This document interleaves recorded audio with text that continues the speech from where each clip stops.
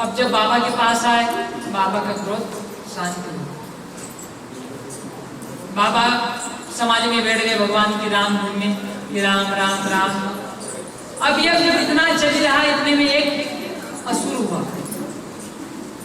एक असुर ने जन्म लिया, और वो ताड़कासुर। उसने जन्म लिया और ब्रह्मा जी की तपस्या करी। भगवान की ब्रह्मा जी की तपस्या करी, और जब ब्रह्मा जी प्रसन्न हुए तो उसने क्या मांगा कि प्रभु मुझे अमर कर दो। तो ब्रह्मा जी ने कहा कि अमर तो हम खुद भी नहीं है, तुम्हें अमर कहां से करें? कि ब्रह्मा जी ने कहा अमर तो ब्रह्मा जी खुद नहीं है, अमर तुम्हें कहां से करें? तो बोले ऐसा क्या करो कि जिससे मेरा वध नहीं हो। तो ताड़कासुर ने ऐसा मन में सोचा कि शंकर भगवान तो समाधि में बैठ गए, और भगवान क्या वजह कब उठे। ऐसा करता हूँ कि ऐसा समाधि में ऐसा वरदान मांगता हूँ ब्रह्मा जी से कि ब्रह्मा जी आप मुझे ऐसा वरदान दे दो कि शिव जी का जो पुत्र हो, उस पुत्र से मेरा वध हो, वही मुझे मार सके। अब ताड़कासुर ने सोचा कि शिव जी विवाह करेंगे नहीं, शिव जी का तो हो गया, शिव जी तो वैराग्य हो गए, अब शिव जी तो विवाह करेंगे नहीं, उनका विवाह नहीं होगा, उनके यहाँ संतान नहीं होगी, और मेरा वध नहीं होगा। मन में सोचकर अमर सोचा कि मैं तो अमर हूं। जगह जगह जाकर एक ही बात कि मेरे को कोई नहीं मार सकता, संसार में कोई मेरे को मारने वाले इसमें जन्म नहीं लिया। सारे देवता दुखी हो गए ताड़कासुर से, और ताड़कासुर दुखी, उससे हुए दुखी, और ब्रह्मा जी के पास गए। तो ब्रह्मा जी ने कहा कि ताड़कासुर को वरदान तो दे दिया, अब चलो हम भगवान शिव जी के पास जाते हैं। अब भैया शिव जी के पास गए तो कहने की हिम्मत उठी थी शिव जी ने, हिम्मत से शिव जी ने उठा। अभी अगर शिव जी ने उठे थे मालूम एक झटकी में सब खत्म कर देगा। एक झटकी लगी, क्रोध में तो पहले था ही सही, अभी क्रोध शांत होने नहीं बैठा है। समाधि से अगर कोई उठा सकता है, सब देवता दूज रहे, हाथ जोड़कर खड़े वहां पर, धीरे धीरे बोले शंकर भगवान की जय, शंकर भगवान की जय, गंगाधर भगवान की जय। कोई भी जोर से नहीं बोला कि वो शंकर भगवान की जय। हिम्मत वहां कड़ी में भी कोई कपड़े में नहीं, हिम्मत वहां एक में नहीं है। क्योंकि अगर कई दिन अभी आंख खोलने देने के ऊपर आंख पड़े, सबसे बड़ा वो निपटे कड़ी के निपटना, हमें जाकर जयकार लगा है साइड में ऊपर धीरे बोलता कड़ी के निपटना थोड़ी, तो हमें जाने के शंकर भगवान की जय। तो वहां पर गए मन में डर, और मन में हाथ जोड़कर कहते हैं, धीरे से हाथ जोड़ लिए सभी ने, कहते हैं बड़ा है दयालु भोलेनाथ डमरू वाला, बड़ा है बड़ा है दयालु भोलेनाथ भोले बाबा, बड़ा है दयालु भोलेनाथ डमरू वाला,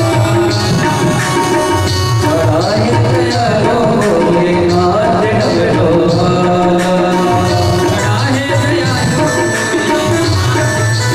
वाला, बड़ा है दयालु भोलेनाथ भोले बाबा। इनके गले में किस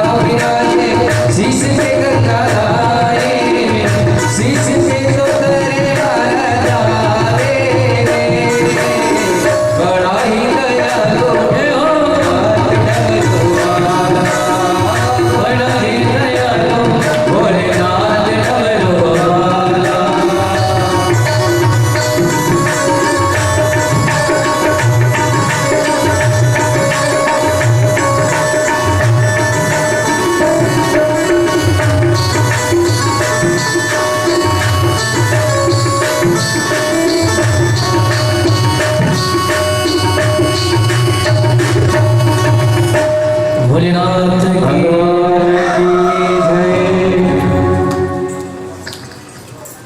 शंकर भगवान की जय। गोपाल कृष्ण भगवान की।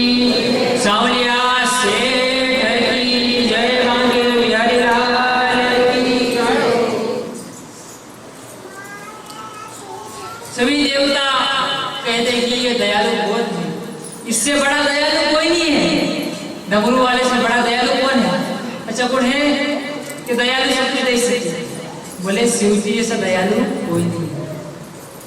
अब बोले शिव जी को इतनी स्तुति करी, बोले शंकर भगवान की, नीलकंठ भगवान की, गंगाधर भगवान की। बोले सब कुछ तो इनके पास है, लेकिन आज इतनी हिम्मत नहीं है कि इनको आज उठा सके।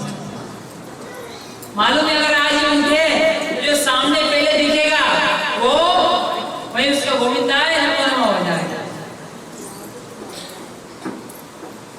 सभी ने प्रार्थना करी कि अब शंकर भगवान को अपना से कहीं उठेगा।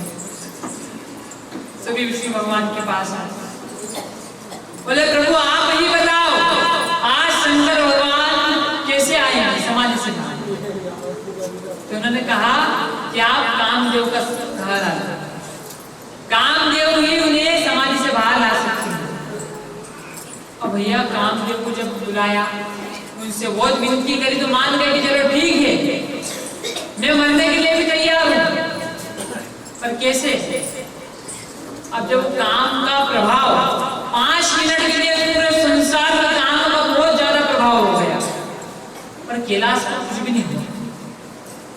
बोले जहां पर राम है वहां पर कौन सा काम है? जब कैलाश में तो राम विराजते हैं, सदैव थोड़ी थोड़ी देर में शिव जी तो सदैव जप रहे और इसी नाम को जप रहे, वहां पर काम का कोई प्रभाव पड़ेगा? सभी ने विचार किया इससे प्रभाव नहीं पड़ेगा। कामदेव को कहा कि कामदेव अब ऐसा कीजिए कि आप एक आम के पेड़ के पीछे छुपकर आप तीर लगाइए, जिससे शिव जी की समाधि खुल जाए। ठीक है, उन्होंने कहा ठीक है। आम के पीछे गए, धनुष तीर लगाया। तीर कहां पर लगा? शिव जी के हृदय में लगा। अब शिव जी के हृदय में लगा तो शिव जी के हृदय में कौन है? शिव जी के हृदय में तो राम है। अब भगवान के आराध्य के यहाँ पर लगा, उसी समय शंकर भगवान को क्रोध आया और तीसरा नेत्र खुल गया और वही कामदेव जलकर भस्म हो गए। अब कामदेव को ही खत्म। अब रति मैया भगवान से प्रार्थना करेगी तो वो मेरा क्या होगा? बोले कि आज से काम हर व्यक्ति के अंदर